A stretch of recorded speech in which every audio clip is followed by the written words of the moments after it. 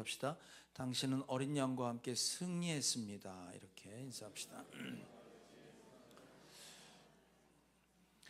예, 우리가 지난주 잠깐 돌아보면 음녀, 창녀의 심판에 대한 환상을 보여주셨는데 실제 보여지는 건 성도들의 피와 증인들의 피를 마시고 있는 음녀를 보여주셨습니다. 마치 음녀가 이기는 것 같은데 실제는 이겼다 그러고 심판받는다 그럽니다. 그 이제 비결이 어린 양의 전쟁. 그래서 지난주에 어린 양은 희생 제물로 드려지는 것이다. 남의 죄를 내가 감당하는 그런 삶이 어린 양의 희생 제물의 삶이다 그랬습니다. 그래서 좀 더 배려하고 베풀자 그랬습니다. 공정하지 못한 것 같은데 그건 내가 무언가를 포기하고 내려놓고 용서하기 전에는 절대로 그런 일을 할 수 없다. 그래서 우리 믿는 자들이 베풀고 좀 더 나누자 그랬습니다. 그래서 지난주에 떡을 좀 나눠보자 그랬는데 나눠 먹었어요? 자기가 먹었어요? 네. 우리 목장 식구들은 떡 먹고 싶다 해갖고 쪼개서 서로 먹여주는 쉽지 않습니다. 자, 오늘 두 번째 어린 양으로 승리하는 그 왜 만왕의 왕이며 만주의 주이신 분이 어린 양의 모습으로 왔나? 우리도 어린 양의 전쟁을 해야 되는데, 자, 어린 양이 희생 제물로 드려질 때는 어떤 양을 잡았냐면 다리가 절고 고장난 거를 잡았을까요? 흠이 없는 걸 잡았을까요? 흠이 없는 걸 잡았습니다. 6월절 날 하나님께서 너희 죄를 대신해서 죽음을 대신해 이런 양을 잡아라 그랬습니다. 자, 출애굽기 12장입니다. 시작. 너희가 마련할 짐승은 흠이 없는 일련된 수컷으로 하되 양이나 염소 가운데서 골라라. 흠이 없는 양입니다. 너희를 하나님 앞에 흠도 점도 없이 만드시겠다고 하셨던 주님이 짐승을 잡을 때 흠이 없는 깨끗한 양에게 안수를 해요. 그럼 내 죄가 양에게 넘어가고 흠 없이 깨끗한 양의 것이 나에게 들어와서 나는 깨끗해지는 거예요. 내 죄 누명을 쓰고 양은 죽습니다. 따라서 어린 양의 삶이란 흠 없이 사는 거예요. 흠이 없다는 얘기는 죄가 없다는 얘기이기도 합니다. 예수님이 어린 양의 희생 제물이 되기 위해서 죄가 있으셨을까요? 없으셨을까요? 없으셨어요. 자, 히브리서 4장입니다. 시작. 우리의 대제사장은 우리의 연약함을 동정하지 못하시는 분이 아닙니다. 그는 모든 점에서 우리와 마찬가지로 시험을 받으셨지만 죄는 우리의 삶과 똑같이 시험을 받았지만 그분은 죄를 짓지 않았다 이 말입니다. 그래서 희생양이 될 수 있었습니다. 자, 고린도후서 한 번 더 볼까요? 시작. 하나님께서는 죄를 모르시는 분에게 우리 대신으로 죄를 씌우셨습니다. 그것은 우리가 그리스도 안에서 하나님의 의가 되게 하시려는 것입니다. 죄 없고 죄를 모르시는 분에게 우리 죄를 뒤집어 씌웠다 이 말이에요. 그래서 그가 희생양이 되고 어린 양이 되었다 이 말입니다. 따라서 우리의 삶도 죄가 없어야 된다는 얘기인데, 여러분 다 예수 믿으시죠? 예수님 죄가 없으시대요. 그럼 우리는 죄가 있어야 돼요? 없어야 돼요? 없어야 되는데 죄를 져요? 안 져요? 이렇게 대답을 씩씩하게 잘하지 도대체. 근데 조그만 건 없어야 된다고 놓고 죄를 져요?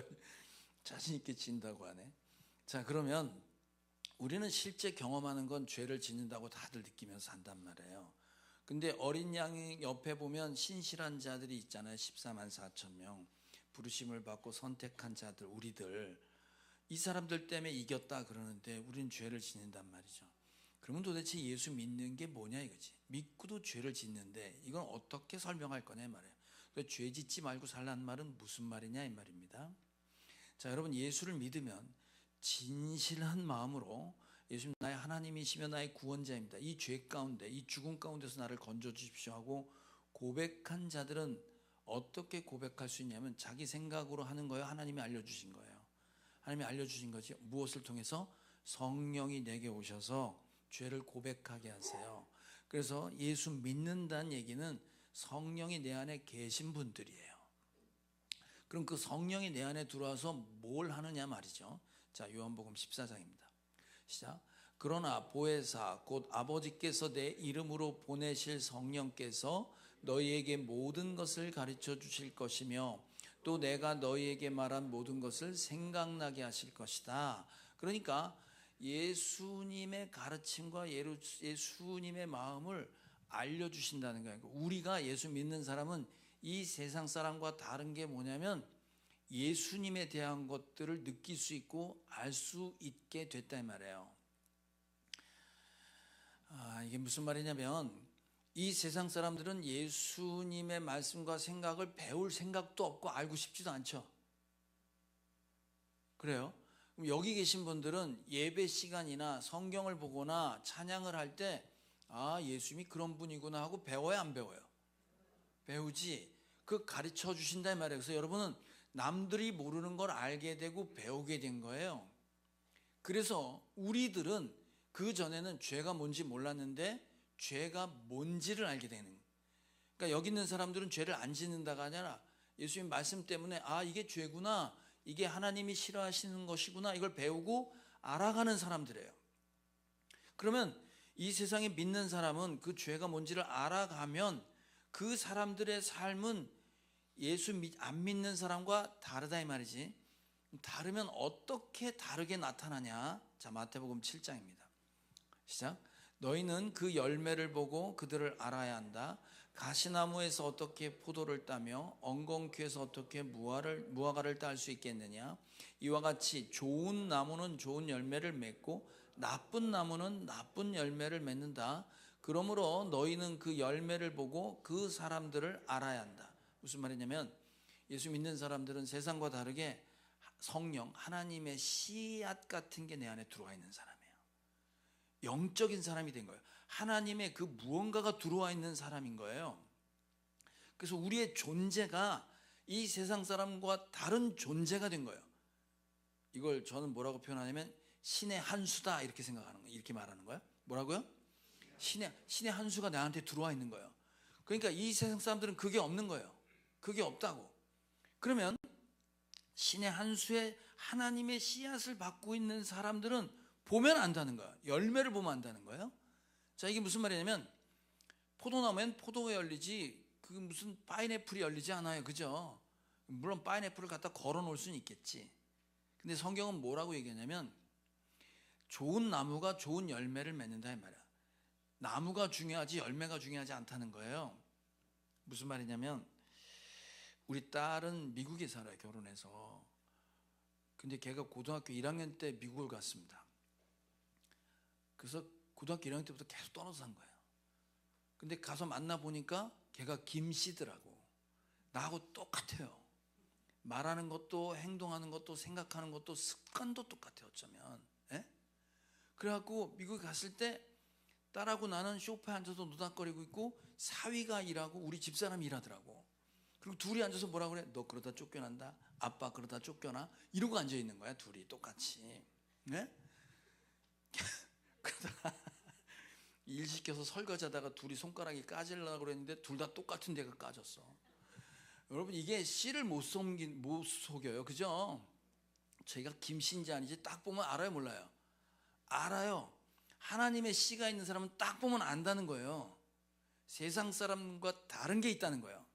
자, 그 다른 게 뭐라고 표현했냐? 사도 요한은 이렇게 표현했어요. 하나님의 씨가 있는 사람은 이렇게 다르다. 하나님의 씨가 없는 사람은 이렇게 할 수 있다 이 말이에요. 자, 요한일서 3장입니다. 시작. 여러분이 아는 대로 그리스도께서는 죄를 없애려고 나타나셨습니다. 그리스도는 죄가 없는 분이십니다. 그러므로 그리스도 안에 머물러 있는 사람마다 죄를 짓지 않습니다. 죄를 짓는 사람마다 그를 보지도 못한 사람이고 알지도 못한 사람입니다. 자, 여기 보세요. 죄를 짓는 사람마다 주님을 보지도 못했고 알지도 못한대. 그럼 여러분 죄 짓는다고 해서 안 된다고 그랬어요. 짓는다고 그랬는데 여러분이 하나님을 알아 몰라? 알면 저 성경이 틀렸냐 말이에요. 예수님이 이 땅에 오셔서 죄를 없애려고 하셨고 그 주님을 믿는 사람은 죄를 안 짓나 그랬어요. 자, 여기서 죄란 하마르티아라고 이제 그 히브리 말, 헬라 말로 이 무슨 뜻이냐면 표적, 관역에서 벗어나다예요. 이걸 죄라고 그래. 관역에서 벗어나다예요. 그럼 여러분 관역에 맞추려면 집중해야 돼, 안 집중해야 돼? 집중해야 돼요. 집중하지 않으면 관역이 안 맞아요. 그러니까 죄란 무슨 말이냐면 하나님께 집중하는 거가 죄가 없다고 그러는 거고, 하나님께 집중하지 않는 거를 죄 있다 그러는 거예요. 지금 무슨 말이냐면 우리는 하나님을 알게 됐습니다. 그래서 하나님을 생각하면서 하나님을 느끼면서 살 수 있어요. 근데 여러분 24시간 계속 그렇게 살 수 있어요, 없어요? 없지. 이번에 전주로 이사간 집사님이 계세요. 애가 초등학교 3학년인데 걔 전주에 신방 갔다가 얘가 우리를 신방대원들 데리고 어딜 가자고 때를 쓰냐면 한옥마을 아세요? 전주 한옥마을. 거길 갔어요. 거기 가자는 거야. 왜 가냐 그랬더니 전주 한옥마을에 애들이 노는 게임이 있더라고. 풍선 터뜨리기. 그 풍선 터뜨리기가 이만한 박스에 각 이렇게 격자로 쫙 해놓고 그 안에 풍선 하나씩 껴놨어요. 그리고 다트 있잖아, 이게 뾰족한 거 던져서 터뜨리는 거. 그걸 한 20개 주고 그게 20개 있는 거야. 그 몇 개 맞히냐에 따라서 인형이 달라지는 거예요. 잔뜩 있으니까 대충 던져도 터져요. 근데 잔뜩 터졌잖아. 나머지 거 맞추려면 집중해야 돼, 안 해야 돼? 집중해야 돼. 그 거의 반타작밖에 못 하는 거예요. 정확하게 집중해서 거기 맞춰야 돼. 여러분 집중하지 않는 걸 죄라 그래요? 여러분 아내한테 집중 안 하면 어떻게 돼요? 혼나요. 그래요, 안 그래요? 대답도 못 하잖아, 불쌍해. 그 집중 안 하면 맨날 혼나. 그래서 남자는 참 팔자가 어릴 땐 누구한테 혼나? 엄마한테 혼나. 결혼하면 누구한테 혼나? 아내한테 혼나. 평생 욕만 먹고 살아. 여자한테. 그럼 욕 먹으면 오래 살아야 돼, 빨리 죽어야 돼? 오래 살아야지. 근데 여자가 오래 살아, 남자가 오래 살아? 그 진짜 욕 먹는 건 누구다?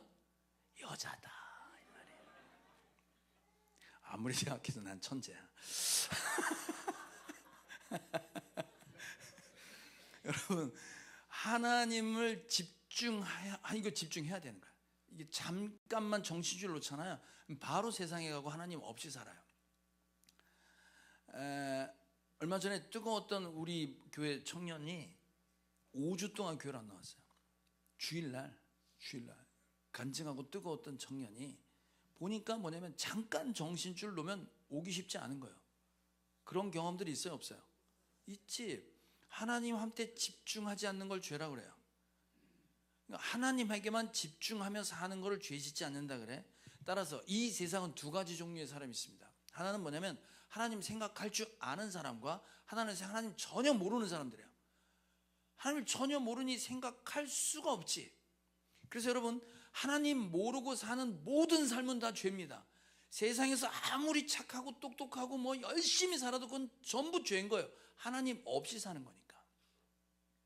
우리는 어떤 존재로 바뀐 거냐면 존재가 하나님이 있다는 걸 알아. 그래서 죄를 안 짓는 로봇 같은 존재가 아니라 죄를 짓지 않을 수 있는 존재가 된 거예요. 그래서 우린 여러분 나는 죄를 지어요. 근데 하나님을 다 알아. 그래서 죄를 지을 수도 있고 안 지을 수도 있는 존재가 된 거예요. 여러분 수영할 줄 아세요? 저 수영할 줄 몰라서 물에 가야 놀 줄도 몰랐어요. 근데 얼마 전에 수영을 배웠단 말이에요. 아프고 난 다음에. 수영장 가서 수영해 보면 재밌어요, 안 재밌어요? 수영하는 사람들은 그걸 알아. 여러분 우리는 바닥에서 걸어 다니거나 기어 다니잖아요. 물속을 들어가면 이렇게 3차원으로 돌아다니는 거 아세요? 전혀 다른 차원의 세상입니다. 그런데 우리 아내는 열심히 운동해서 가면 1시간 동안 물에서 안 나와요. 계속 수영하고 다녀요. 근데 저는 10분만 수영하면 힘들어서 서야 돼요. 머리통 내밀고 있어야 돼. 물속에서 못 있어요. 숨 쉬는 방법도 달라요. 새로운 방식의 삶을 배우면 물속에 살 수 있어요. 마치 이 세상에서 하나님 없이 살던 우리가 하나님 생각하고 살면 처음에는 잠깐 물에 들어갔다 나올 수 있는데 우리가 잘 집중하고 있으면 계속해서 하나님과 함께 사는 삶을 살 수 있다 이 말이에요. 자, 그러면 하나님께 집중하고 있는 사람들의 삶이 겉으로 구체적으로 나타나서 점검하는 방법이 있대. 당신이 마귀의 자녀인지 하나님의 자녀인지. 아까 요한일서 3장 앞에 읽었는데 바로 뒤에 이어서 한번 읽어볼게요. 요한일서 3장 10절 시작. 하나님의 자녀와 악마의 자녀가 여기에서 환히 드러납니다. 곧 의를 행하지 않는 사람과 자기 형제 자매를 사랑하지 않는 사람은 누구나 하나님에게서 난 사람이 아닙니다. 여러분이 처음부터 들은 소식은 이것이니 곧 우리가 서로 사랑해야 한다는 것입니다. 우리는 가인과 같은 사람이 되지 말아야 합니다. 그는 악한 자에게 속한 사람이어서 자기 동생을 쳐 죽였습니다. 무엇 때문에 그는 동생을 쳐 죽였습니까? 그가 한 일은 악했는데 동생이 한 일은 의로웠기 때문입니다. 두 가지를 얘기해요. 악마의 자녀와 하나님의 자녀. 하나는 뭐냐면 의를 행하는가 안 하는가. 두 번째 사랑하는가 안 하는가요. 의를 행한다는 게 뭐냐면 하나님 생각하면서 행동하고 사냐 이 말이에요. 그게 의예요. 하나님과의 바른 관계를 의라고 그래요. 그러니까 하나님 생각하고 하나님 관계 속에서 말하고 행동하는 건 의로운 거예요. 하나님 빼고 생각하는 건 의롭지 않은 거예요.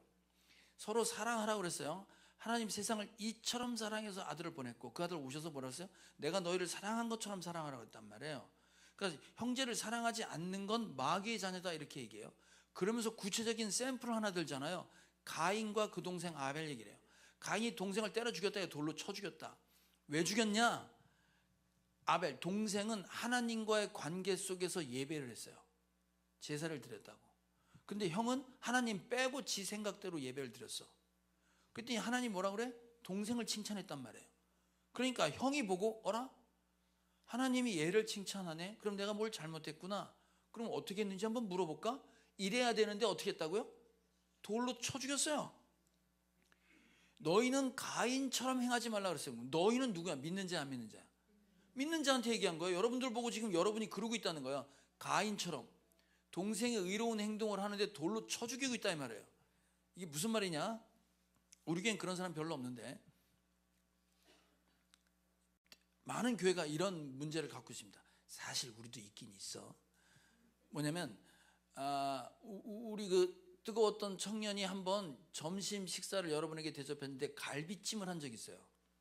기억나세요?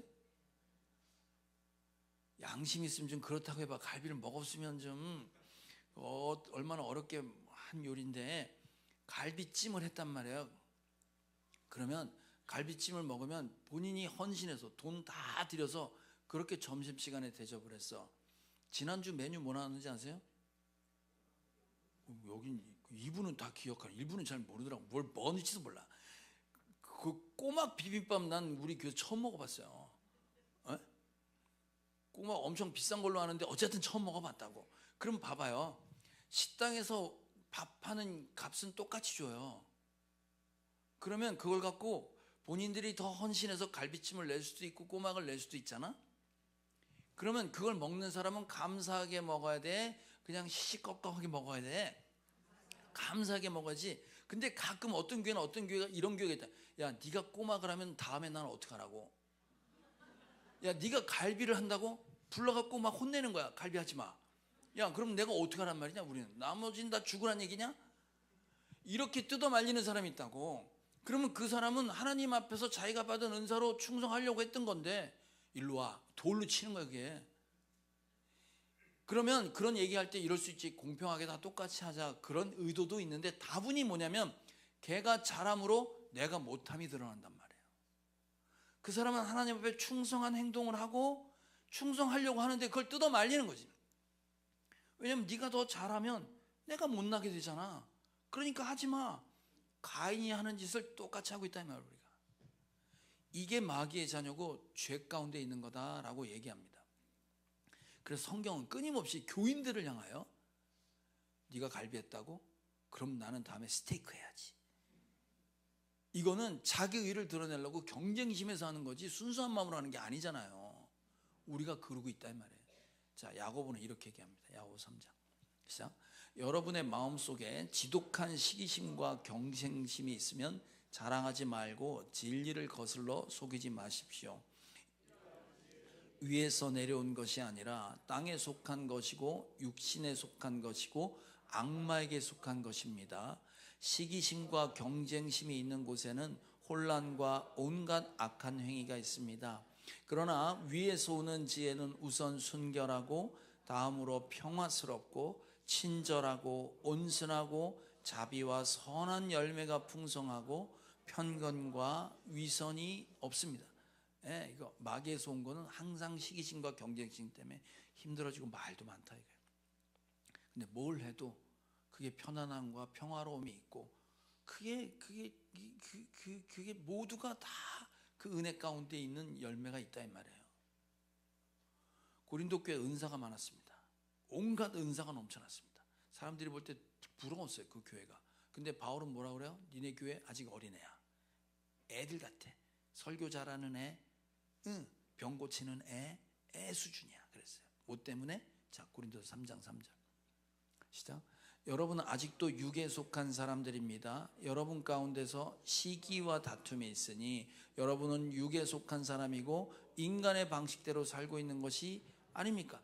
시기와 다툼이 있는 걸로 봐서 니네가 아무리 은사 있어도 아직도 영적인 어린애고 세상의 방식대로 신앙생활 하는구나 이렇게 얘기하는 거예요.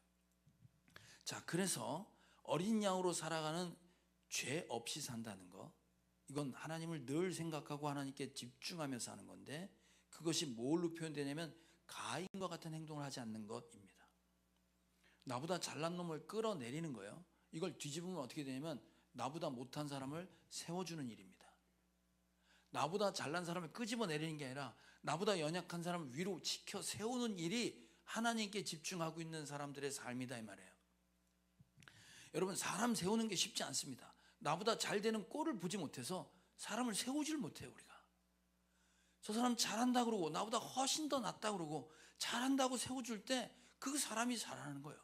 그렇게 할 때 내 안에 편견과 위선과 경쟁심과 시기심을 다 내려놓는 사람이어야 사람을 세워줄 수 있습니다. 맞아요 안 맞아요? 옆 사람하고 인사합시다. 당신이 나보다 훨씬 잘났습니다. 잘났다가 아니에요.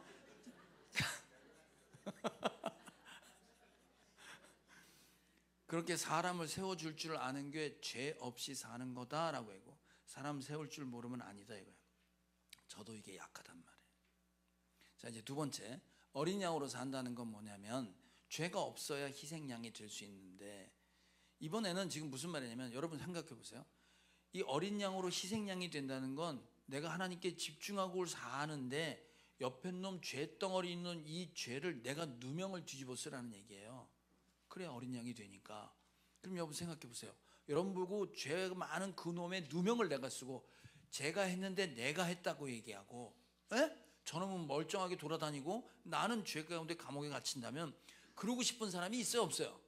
없지. 여러분만 없는 게 아니라 예수님도 없었어요 그런 마음이. 자, 마태복음 26장 예수님 기도입니다. 시작. 예수께서 조금 더 나아가서 얼굴을 땅에 대고 엎드려 기도하셨다. 나의 아버지, 하실 수만 있으시면 이 잔을 내게서 지나가게 해주십시오. 그러나 내 뜻대로 하지 마시고 아버지의 뜻대로 해 주십시오. 이 잔은 저주의 잔, 진노의 잔이에요. 저놈이 받을 진노의 잔을 내가 마신다 이 말이에요. 근데 지금 주님이 뭐라 그래? 이 잔을 내게서 옮겨달라 그러잖아요. 마시고 싶지 않다 이거예요. 근데 마지막에 뭐라 그래? 내 원대로가 아니라 아버지의 원대로래. 그러니까 예수님이 어린 양으로 승리할 수 있었던 건 예수님 본인의 생각과 경험이 아니라 아버지의 생각과 아버지의 원대로 행동할 줄 아는 게 어린 양으로 살아가는 삶이에요. 자, 그러면 예수님이 지금 내 원대로가 아니라 아버지의 원대로라고 그랬잖아요.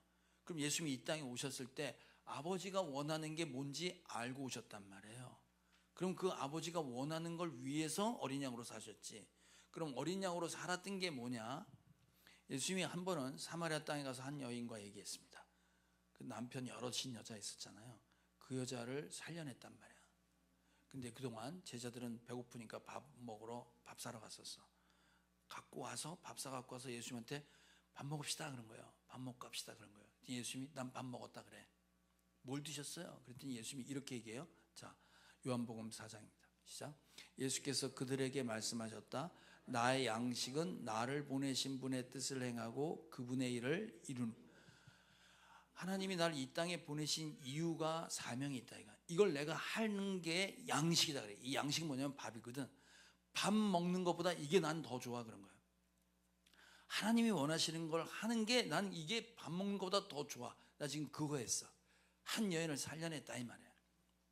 그러면 아버지가 나한테 이 땅에 보낸 아버지의 뜻과 아버지가 하라고 한 건 뭐냐? 자, 요한복음 6장입니다. 시작. 아버지께서 내게 주시는 사람은 다 내게로 올 것이요 또 내게로 오는 사람은 내가 물리치지 않을 것이다.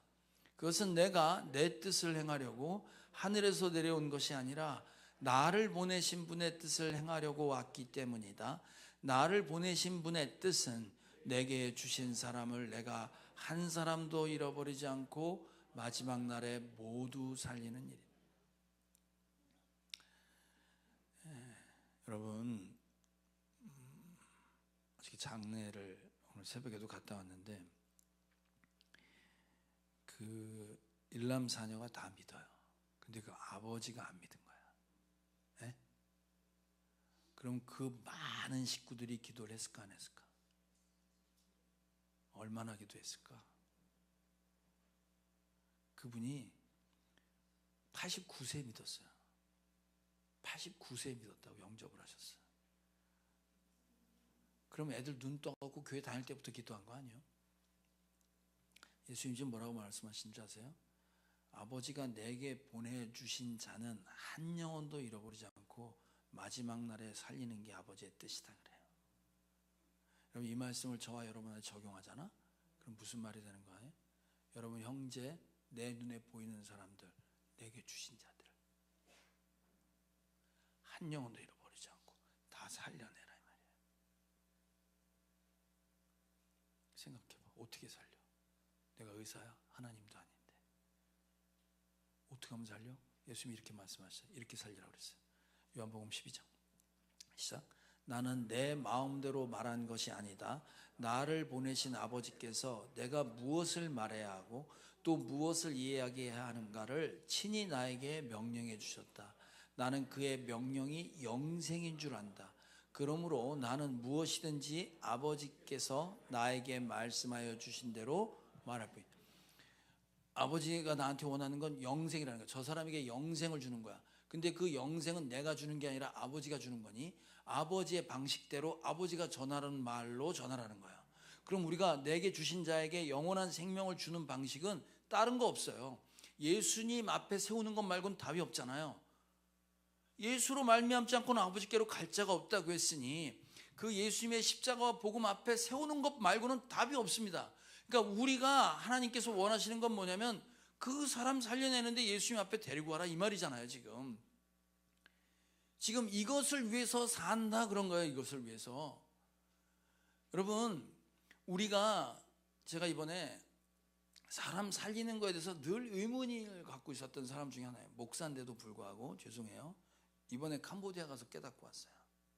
제가 그전부터는 선교지 나가서 늘 사역의 주체로 제가 사역을 했습니다. 말씀을 전하고 기도하고 있습니다.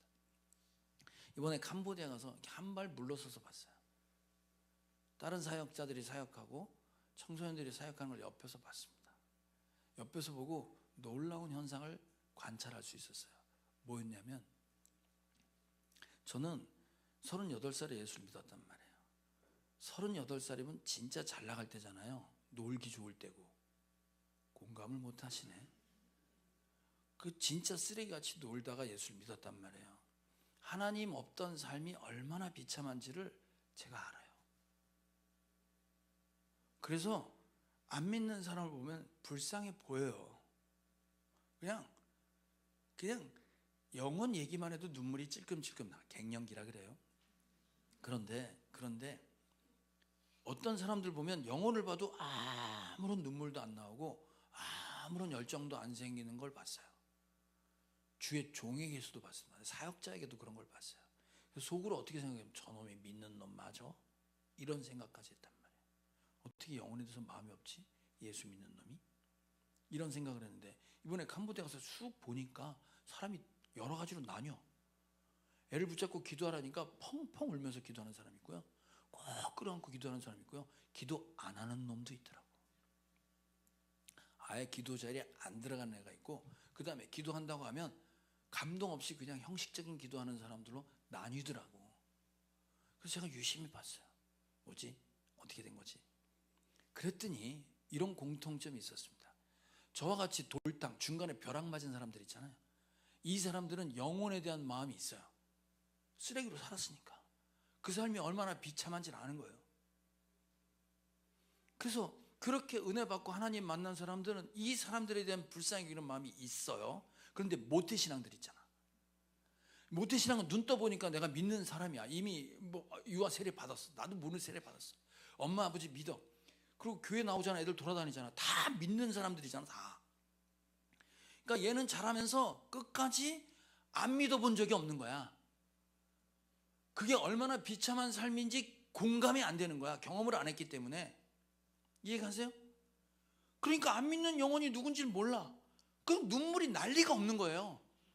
제가 아픈지 안 아픈지 모르는데 한편으로는 부럽기도 한 거야. 저놈은 재밌게 노네. 난 놀지도 못하고. 그래서 이게 다르다는 걸 알았어요. 여러분, 저와 같이 쭉 중간에 믿은 사람은 은혜를 조금만 부어도 막 차고 넘쳐요. 맞아 안 맞아요? 몰라요? 이게 중간에 믿은 사람을 뭐라고 비유해? 소주잔 여기다 부으면 금방 벗어 넘치잖아. 쬐끔만 부어도 넘친다고 은혜가. 근데 모태신앙들 있잖아. 이 사람들은 어떤 사람이 큰 쟁반 같은 거야. 여기 아무리 부어도 넘치질 않는 거야.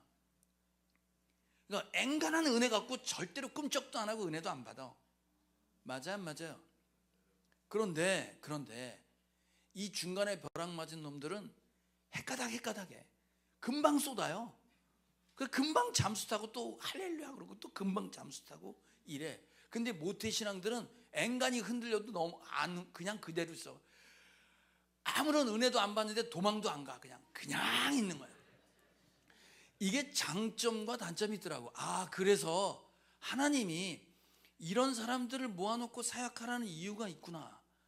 그래서 간 믿은 사람들, 하나님 쓰레기로 살았다가 막 믿은 사람들은 그 영혼들이 불쌍해서 가서 간증도 하고 얘기도 하고 어떻게 하든지 좀 데려오려고 하는 노력들이 나타나요. 모태신앙들은 그런 걸 못해. 할 마음도 없는 거야. 근데 이 사람들이 뭘 잘하는 줄 알아요? 믿는 사람들 속에서 컸기 때문에 교회 데리고 온 사람들은 잘 가르친다. 잘 양육할 수 있어요. 이게 역할이 다르구나라는 걸 알았어요. 지금은 없었는데 지금도 있긴 있지만 구두 닦기 할 때 옛날에 딱새 찍새 아세요? 찍새는 가서 찍어 오는 거 구두. 딱새는 뭐 하는 거예요? 열심히 닦는 거예요. 그러니까 중간에 벼락 맞은 돌탕 돌아온 탕자. 돌탕들은 뭐 하라는 거예요? 찍새하고. 모태신앙들은 뭐 하라고? 딱새하라고. 그렇게 해야 되는구나는 걸 알게 됐어요. 그래서 굳이 그런 경험이 없는 사람에게 영혼 불러오라고 얘기할 게 아니구나. 왜 영혼에게 눈물을 흘리지 않는다고 얘기할 게 아니구나. 그 사람은 그 사람대로 하나님이 쓰는 그릇이 따로 있고 은혜 받은 이 사람은 이런 사람들대로 쓰는 게 따로 있구나 라는 걸 알게 되고 회개도 했고 생각도 많아졌습니다. 그래서 목장이란 공동체 안에 이런 사람 저런 사람이 있는 건 뜨거운 사람에게 영혼 불러오라고 하고 목장에 온 사람들을 모태신앙들이 함께 섬겨줄 때 이게 잘하는구나 는 걸 알게 됐습니다. 그러나 모태신앙이든 중간에 벼락 맞은 사람이든 공통적으로 우리에게 주시는 하나님의 사람으로서 인간을 변화시키는 계기가 되는 걸 사도 베드로가 자기가 경험했습니다. 승질급한 베드로가 자기 이야를 통해서 사람이 변화되는 걸 보니까 어떻게 변화됐냐. 베드로 거꾸로 십자가 못 박혀 죽었거든요. 고통받다 죽었어요. 그 베드로가 자기가 경험했던 전도했던 방식을 이렇게 설명해요. 자, 베드로전서 3장입니다. 시작. 다만 여러분의 마음속에 그리스도를 주님으로 모시고 거룩하게 대하십시오. 여러분이 가진 희망을 설명하여 주기를 바라는 사람에게는 언제나 답변할 수 있게 준비를 해 두십시오. 그러나 온유함과 두려운 마음으로 답하십시오. 선한 양심을 가지십시오. 그리하면 그리스도 안에서 행하는 여러분의 선한 행실을 욕하는 사람들이 여러분을 헐뜯는 그 일로 부끄러움을 당하게 될 것입니다. 이거 지금 15절 그 앞에 14절은 고난받을 때 얘기해요. 고난받을 때 감옥에 갇히고 고난받는 가운데 사람들이 나한테 희망을 물어본대. 아니 그럼 고통받고 있는 놈한테 무슨 희망이 있어? 그럼 고통받는 놈이 그걸 잘 이기고 버티고 있는 거야. 웬만한 사람 다 자빠질 텐데 안 자빠지고 버티는 거지. 사람들이 묻는 거야. 야, 웬만하면 그만 다 접고 그만두지 왜 그걸 계속 붙잡고 있고 넌 왜 그러냐? 이거 물어볼 때까지 기다리라는 거예요. 근데 그거 언제 물어보냐면 나 잘 나갈 때 물어보는 게 아니라 내가 힘들고 고난받을 때 어라? 저는 죽어야 되는데 안 죽고 멀쩡히 살아있네. 너 무슨 소망 갖고 무슨 희망을 갖고 그렇게 버티니? 라고 물어볼 때 얘기하라는 거예요. 자기 간증 얘기하는 자기 간증. 내 간증을 얘기할 때 그렇게 나를 공격하고 헐뜯던 사람들이 나중에 부끄러움 당한다 이 말이에요. 작년 크리스마스 때인가 우리 세례받은 그 VIP 세례받은 자매가 하나 있습니다. 그 친구 세례 간증도 했는데 그 친구가 이제 하나님을 만났어요. 하나님 만나고 난 다음에 드디어 성경책을 읽기 시작한 거예요. 근데 그 친구가 러시아 말을 해. 그래서 러시아어로 된 성경책을 읽기 시작했어요. 집에서 성경을 읽으니까 처음 보는 일인 거야. 집안에서. 그 딸내미가 성경책을 보고 있으니까 그 아버지가 와서 이렇게 물어보더래. 그걸 왜 보냐? 성경책이에요. 너 그게 무슨 책인지 아냐? 무슨 책인데요? 그랬더니 2000년 동안 고도로 조작된 책을 왜 보냐 그러더래요. 엄마가. 아버지가. 에? 근데 할 말이 없더래. 자기도 얼마 전까지 그랬으니까. 자기도 성경을 조작된 책이라고 생각했지 하나님 말씀이라고 생각 안 한 거야. 할 말은 그런 게 있어야 하고 읽더라 이 말이에요. 그럼 그렇게 공격했던 사람들이 나중에 얘가 계속 성경을 읽으면서 삶이 변화되면 부끄러움 당한다 이거야. 그 예수 믿게 되더라 이 말이지. 그 갈비찜 했던 청년 얘기를 또 하나 할게. 이 친구는 언제 전도하냐면 술 먹으면서 전도해. 별놈이 있어 다.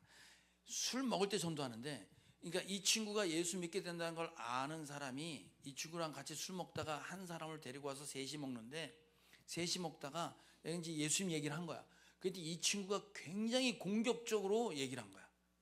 대답 못할 만큼 아주 저주스러운 얘기로 계속 공격을 하니까 전도했던 이 친구가 뭐라고 했냐면 그걸 아무튼 자기가 아는 범위 내에서 자기 경험과 간증을 갖고 잘 설명을 했습니다. 문제는 뭐냐면 그걸 지켜보던 옆에 있던 놈이 얘 성격을 알고 성질을 알아. 옛날에 저렇게 공격하면 뭐 집어던지고 싸움이 날 거라고 생각해서 조마조마하고 옆에서 지키려고 했대. 근데 끝까지 안 싸우고 그걸 대답 잘하는 걸 보고 누가 바뀌었냐면 이 사람이 변화된 게 아니라 옆에서 지켜보던 놈이 어머라 저놈이 진짜 변했구나 이렇게 됐다는 거예요. 여러분 이게 지금 나의 간증, 내가 하나님이 나를 변화시킨 이야기들을 두렵고 선한 마음으로 잘 준비하고 있다가 누가 그런 공격을 하다 공격받고도 계속 버티고 있으면 너 어떻게 그럴 수 있니? 라고 물어볼 때 얘기하는 거예요. 여러분 그래서 우리 목장에서 여러분의 신앙생활 가운데 어린 양의 승리하는 삶은 다른 삶이 아니라 아버지의 뜻 내게 주신 자 한 영혼도 잃어버리지 않게 목장에서 역할 분담하는 겁니다. 이게 어린 양의 승리하는 삶을 살아갑니다. 그래서 여러분 우리 목장에서 1년에 한 명 꼭 세례를 주자 이런 마음 좀 가지세요. 이게 어린 양으로 살아가는 삶입니다. 두 가지 얘기했습니다 오늘. 하나는 어린 양으로 살아가는 죄 없이 사는 거예요. 죄 없다는 걸 복잡하게 생각하지 마시고 시기와 경쟁심으로 끌어내리는 게 아니라 나보다 연약한 자를 나보다 더 높이 세울 수 있는 그 마음입니다.